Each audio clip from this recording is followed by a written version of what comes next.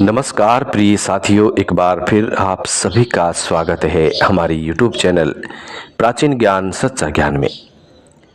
प्रिय साथियों, आज फिर नया वीडियो और नई जानकारी लेकर हम हाजिर भी हैं। दोस्तों, आज के इस वीडियो में हम जानेंगे कि थ्वर क्या चीज होती है और थ्वर से क्या स्वर्ण निर्माण हो सकता है। प्रिय साथियों, थ्वर विभिन्न प्रकार की होती है। इसे आप जड़ी बूटी भी कह सकते हैं। थ्वर पहाड़ों में अक्सर मिलती है। कई लोग अपने घरों में थ्वर का पौधा लगाते हैं। दोस्तों, विभिन्न प्रकार की थ्वर आपको देखने को मिलेंगी, लेकिन सबसे कारगर और सबसे बेस्ट जो कीमिया में काम करे ऐसी थ्वर कौन सी होती है, इसके बारे में हम जानेंगे।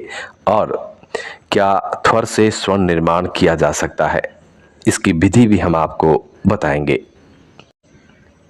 साथियों, ये एक बहुत ही प्राचीन विधि है और इस विधि से हजारों नहीं लाखों की संख्या में लोग कामयाब हुए हैं। आज के समय में नहीं, पहले की समय की मैं बात आपको बता रहा हूं। इस जमाने में तो किसी का पता ही नहीं है कि कौन कामयाब है और कौन कामयाब नहीं है। लेकिन पौराणिक समय में प्राचीन ग्रंथों में ऐसा देखने को मिलता है कि थ्वर के माध्यम से बहुत से लोग कामयाब हुए थे। उन्होंने थ्वर की सहायता से बहुत सारा स्वर्ण व रजत का निर्माण किया। तो प्रिय साथियों, आज जो विधि हम आपको बताने जा रहे हैं, ये विधि एक बुजुर्ग संत के द्वारा हमें मिली है और इस पर हमने रिसर्च भी किया, काम भी किया, हमें कामयाबी भी मिली। प्रिय साथियों, वो संत बहुत ही कारगर थे, बहुत ही चमत्कारी थे। लोग उन्हें बाबा रामदास के नाम से जानते थे। बाबा रामदास एक काले घोड़े पर सवार होकर के चला करते थे। उनसे जब हमारी पहली मुलाकात हुई तो पहली मुलाकात में उन्होंने हमें धुतकार दिया, फटकार दिया। लेकिन जब धीरे धीरे हम उनके पास जाने लगे और वो हमें पहचानने लगे, हमारा स्वभाव और हमारी आदतें को उन्होंने पहचाना। उसके बाद उन्होंने धीरे धीरे अपना भेद खोला और शुरू में उन्होंने थ्वर की सहायता से रजत निर्माण का एक प्रयोग हमें दिया और कहा कि आप इस पे काम करें। प्रिय दोस्तों, इसके बाद हमने बाबा की बताई हुई जानकारी पर हमने रिसर्च किया, काम किया। तो थ्वर की सहायता से हमने रजत का निर्माण किया और रजत बनाकर बाबा के पास पहुंचे।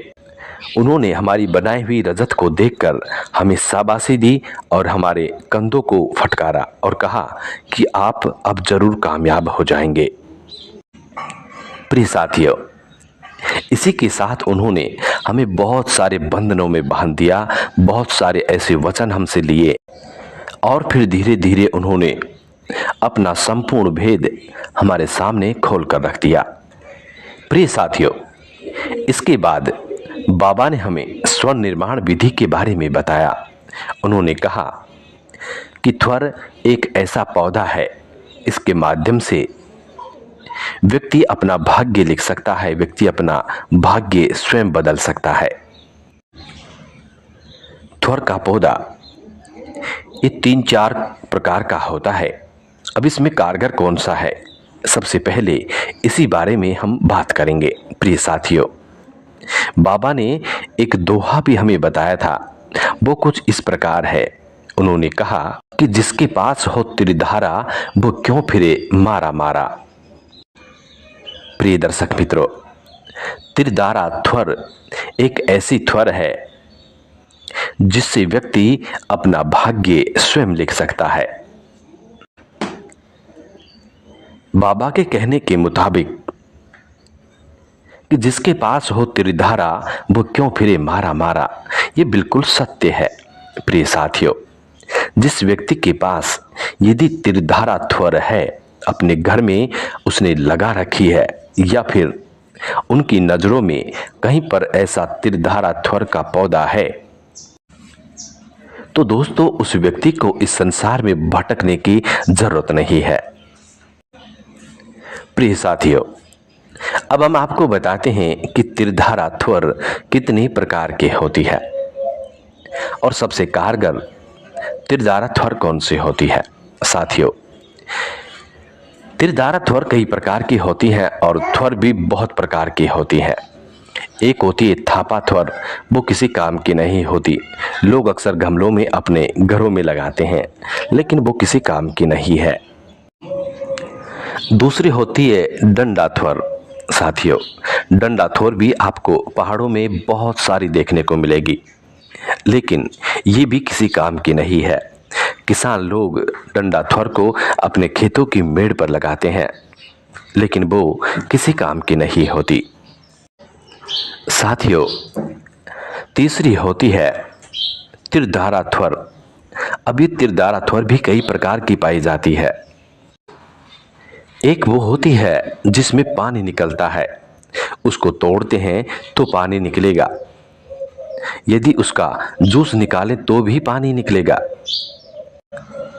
प्रिय साथियों, इस थ्वर के अंदर 3 धार भी होती हैं, 4 धार भी आपको देखने को मिल जाएंगी, लेकिन ये किसी काम की नहीं होती है। प्रिय दर्शक मित्रों, अगली थ्वर आती है जिसे हर जड़ी के नाम से कहा जाता है, हर जोड़ भी कहते हैं। ये थ्वर फ्रैक्चर हो जाने पर व्यक्ति को दूध के साथ दी जाती है। इससे फ्रैक्चर वाला हड्डी का जो पार्ट है वो बहुत जल्द जुड़ जाता है। ऐसा कहा जाता है टूटी हुई हड्डी को जोड़ने में ये बहुत कारगर होती है, इसलिए इसका नाम हड़ जोड़ रखा गया है। ये भी एक थ्वर का पौधा होता है। प्रिय साथियों, अब आती है सबसे कारगर और व्यक्ति का भाग्य बदलने वाली थ्वर। प्रिय साथियों, इस थ्वर के अंदर आपको 3 ही धार देखने को मिलेंगी। हर डाली पर, हर टहनी टहनी पर इसमें 3 धार आपको देखने को मिलेंगी, इसलिए इस थ्वर को 3 धार थ्वर कहा जाता है, यानी कि त्रिधारा थ्वर कहा जाता है। इस थ्वर के अंदर दूध निकलता है, जहां से भी आप तोड़ेंगे तो दूध निकलेगा। जिस तरीके से आग के पौधे में दूध निकलता है, ठीक उसी प्रकार जहां से भी आप इस थ्वर को तोड़ेंगे तो इसमें दूध निकलेगा। प्रिय साथियों, यही वो थ्वर है जो इंसान का भाग्य बदल देती है। यही वो त्रिधारा थ्वर है जो इंसान का नसीब बदल देती है। प्रिय दर्शक मित्रों, अब सबसे पहले इस त्रिधारा थ्वर से हम आपको रजत निर्माण बताएंगे। इस त्रिधारा थ्वर के माध्यम से आप किस प्रकार रजत का निर्माण कर सकते हैं। प्रिय दर्शक मित्रों, इससे पहले जो लोग हमारे चैनल पर नए मेहमान बनकर के आए हैं, वो लोग हमारे चैनल को सब्सक्राइब करें, बेल आइकन ऑन करना ना भूलें और अच्छे अच्छे कमेंट करें, वीडियो को आगे शेयर किया करें। प्रिय साथियों, हमारे इस प्राचीन ज्ञान सच्चा ज्ञान चैनल का मतलब है कि हमारे प्राचीन भारत का, हमारे ऋषि मुनियों का ये विलुप्त हो रहा ज्ञान आम जन कल्याण हेतु आम लोगों तक पहुंचाना। प्रिय साथियों, हमारे इस चैनल में दी गई हर जानकारी या तो पुराने शास्त्र या पुराने ऋषि मुनियों से प्रमाणित होती है, इसलिए हमारी दी गई जानकारी बिल्कुल सही और सटीक होती है। आप हमारी बताई हुई जानकारी पर निसंकोच होकर कार्य कर सकते हैं। उम्मीद है कि आप सही तरीके से यदि कार्य करेंगे तो आपको सफलता जरूर मिलेगी। प्रिय साथियों, यदि हमारी दी हुई जानकारी से किसी एक व्यक्ति का भी भला होता है तो प्रिय साथियों, हमारा ये कार्य करने का मकसद पूरा हो जाता है और हम अपने आप को धन्य समझते हैं। प्रिय दर्शक मित्रों, अब आपको वो विधि बताते हैं जिसके माध्यम से आप रजत का निर्माण कर सकते हैं। साथियों, सबसे पहले इस त्रिधार थ्वर का दूध आपको हासिल करना होगा। प्रिय दर्शक मित्रों, त्रिधार थ्वर का दूध तकरीबन आपको 500 ग्राम हासिल करना होगा। प्रिय साथियों, अब इसके बाद आपको लेनी है पतरा कली, जिसे ईंट कली भी कहते हैं। पतरा कली, टिन कली, ईंट कली, कई नामों से इसे जाना जाता है। साथियों, पतरा कली वो होती है जिसके छोटे छोटे पतरे होते हैं, और ईंट कली वो होती है जिसकी बट्टी होती है, यानी कि सिल्ली आती है। दोस्तों, इनमें से किसी को भी आप ले सकते हैं, दोनों ही शुद्ध होती हैं। प्रिय साथियों, तीसरी चीज आपको लेनी है पारा। पारद को आप सभी जानते होंगे। प्रिय साथियों, अब आपको पारद लेना होगा। पारद को आप सभी जानते होंगे कि पारद शुद्ध और मुसफ़ा होना चाहिए। पारद में किसी प्रकार का दोष नहीं होना चाहिए। निर्दोष पारद आपको लेना होगा। प्रिय साथियों, अब इसके बाद एक जड़ी बूटी और आपको लेनी होगी, जिसे मूसा करनी कहा जाता है। मूसा करनी एक बेलनुमा जड़ी होती है। ये आपको बड़ी आराम से कहीं पर भी मिल जाएगी। दोस्तों, मूसा करनी के बारे में भी ऐसा कहा जाता है कि मूसा करनी फली घनी, पात पात फल होई, पातन से पारा मरे और मूल से कंचन होई। एक बार फिर सुने कि मूसा करनी फली घनी, पात पात फल होई, पातन से पारा मरे और मूल से कंचन होए। दोस्तों, ये मूसा करनी जड़ी बूटी भी बहुत कारगर है। ये भी व्यक्ति का भाग्य बदल सकती है, नसीब बदल सकती है। प्रिय साथियों, अब आपको मूसा करनी लेनी है और मूसा करनी के पत्तों के रस के साथ पारे की आपको गुठाई करनी है।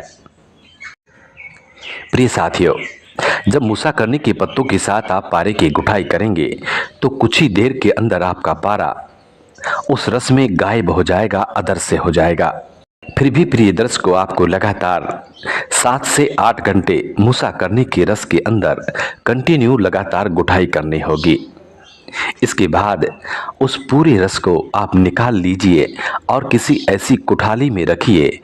कुठाली दोस्तों ऐसी होनी चाहिए जो धातु की ना हो। किसी प्रकार का धातु इसके संपर्क में नहीं आना चाहिए, ये विशेष ध्यान रखें, क्योंकि पारद किसी भी धातु को अपने अंदर ग्रहण कर लेता है। इसलिए जब मूसा करनी के रस में पारद को घोटेंगे तब भी किसी प्रकार की धातु का स्पर्श नहीं होना चाहिए, और जब कुठाली में डालें तब भी किसी प्रकार की धातु इसके साथ टच नहीं होनी चाहिए। प्रिय साथियों, अब इस पारद को और मूसा करने के रस को किसी ऐसे पात्र में डालिए जो किसी धातु का बना हुआ ना हो। प्रिय साथियों, अब इसको मंद मंद आंच पर आपको पकाना होगा। प्रिय दर्शक मित्रों, जब धीमी आंच पर, मंद आंच पर आप इसे पकाएंगे तो देखेंगे कि कुछ समय के बाद आपका जो मूसा करने का रस है ये खत्म हो जाएगा, उड़ जाएगा और नीचे मलबानुमा गाढ़ा गाढ़ा हो जाएगा। इसके बाद अब इसके अंदर आपको तिरदार थ्वर का रस डालना होगा।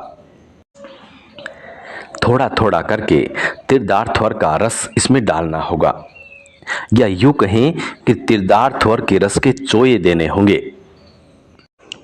प्रिय साथियों, जब आप ऐसा करेंगे तो आपका पारद पहले मक्खन नुमा होगा। जिस तरीके से मक्खन होता है उस तरीके से गाढ़ा हो जाएगा, और फिर जैसे जैसे आप तिरदार थ्वर के चोये इसके अंदर देते जाएंगे तो आपका पारद धीरे धीरे मृत अवस्था में पहुंच जाएगा।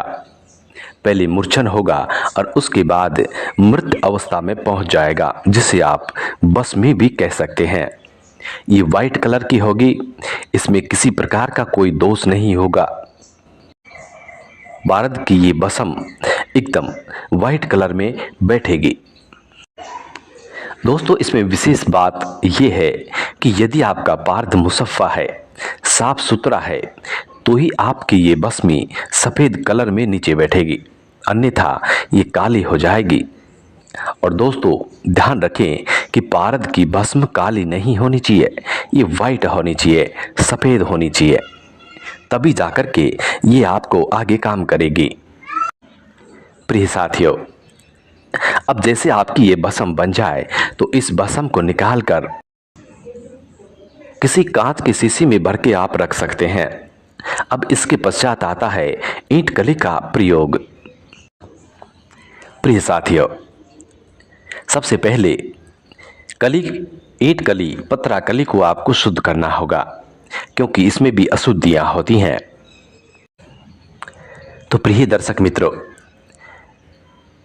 टिन कली, पतरा कली, ईंट कली को शुद्ध करने के लिए सबसे पहले आपको इसको पिघलाना होगा। किसी कुठाली में डालकर आप पिघला लीजिए, भट्टी में रख दीजिए, तो ये बड़े आराम से पिघल जाएगी। या फिर आप बर्नर की सहायता से भी इसको पिघला सकते हैं। दोस्तों, पिघलने के बाद बिजोरा नींबू जो होता है उसके रस में इसके आपको बुझाव देने होंगे। दोस्तों, विशेष ध्यान रखें कि जब आप कली के बुझावे देंगे तो कली एकदम बड़बड़ाकर बाहर निकलने की कोशिश करेगी। इससे सावधान रहें, जले नहीं, सावधानी से ये कार्य करें। दोस्तों, बिजोरा नींबू का जो रस है वो ठंडा होगा और कली आपकी गर्म होगी, पिघली हुई होगी। इसलिए जब आप नींबू के रस में टिन कली, पतरा कली को डालेंगे तो दोस्तों ये भड़बड़ाकर पटाखे की तरह आवाज करेगी और बाहर निकलेगी। लेकिन सावधानी पूर्वक ये कार्य आपको करना है। दोस्तों, कली के साथ बुझावे आपको बिजोर नींबू के रस के अंदर देने होंगे।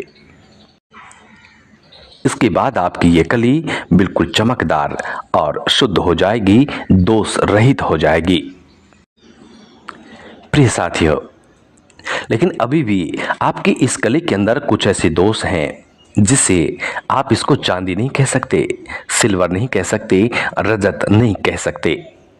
अब इसको रजत कहने के लिए आगे का काम आपको अब करना होगा। प्रिय साथियों, अब इसके बाद आगे का काम यह है कि थोड़ी आपको संख्या लेनी होगी। दोस्तों, संख्या तो आप सभी जानते होंगे, ये एक उपधातु होता है जिसे आर्सेनिक भी कहा जाता है। दोस्तों, व्हाइट संख्या आपको लेनी है। इस संख्या के ऊपर त्रिदार्थोर के दूध का लेप चढ़ाना है। 7 लेप आपको चढ़ाने हैं। जब पहला लेप इस पर सूख जाए तो फिर दूसरा लेप चढ़ाएं, और जब दूसरा लेप सूख जाए तो तीसरा लेप चढ़ाएं।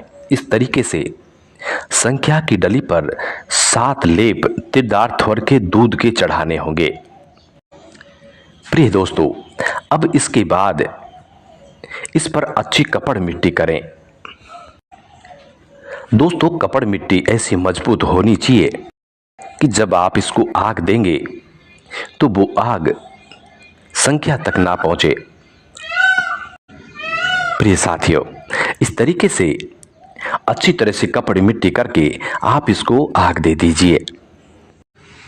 प्रिय साथियों, इसके बाद ठंडा होने पर आप संख्या को निकालेंगे तो आपकी संख्या एकदम कायम होगी।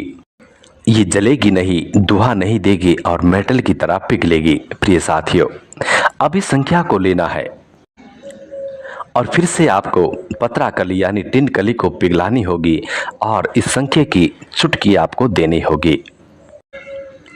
दोस्तों, अब इसकी मात्रा आप सुन लीजिए, कितनी टिन कली में कितनी आपको संख्या देनी है।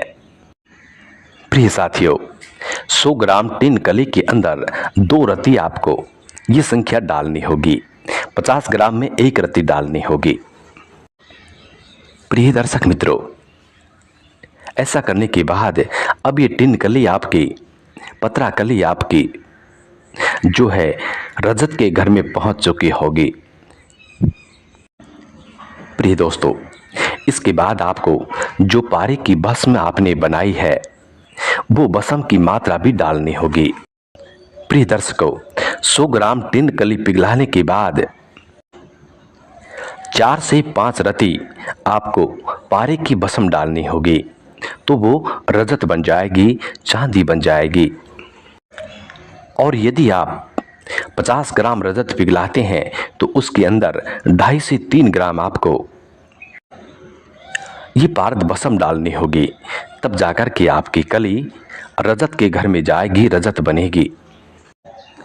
प्रिय दर्शकों, इसके बाद आप टिन कली को अच्छा चक्कर दे, अच्छी तरह पिघलाएं। उसके बाद आप इसको किसी भी सांचे में डाल सकते हैं। उसके बाद आप नाइट्रिक एसिड लेकर इसे चेक कर सकते हैं। ये दूध भी देगी और जो रजत का टेम्परेचर है, चांदी का टेम्परेचर है, उसी टेम्परेचर पर ये पिघलेगी भी।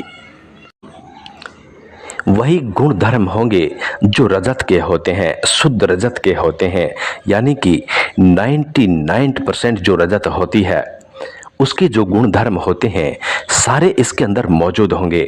और इसे आप किसी भी कंप्यूटर बाबा के पास ले जाए, दुनिया में ऐसा कोई कंप्यूटर बाबा नहीं है जो इसे फेल कर दे।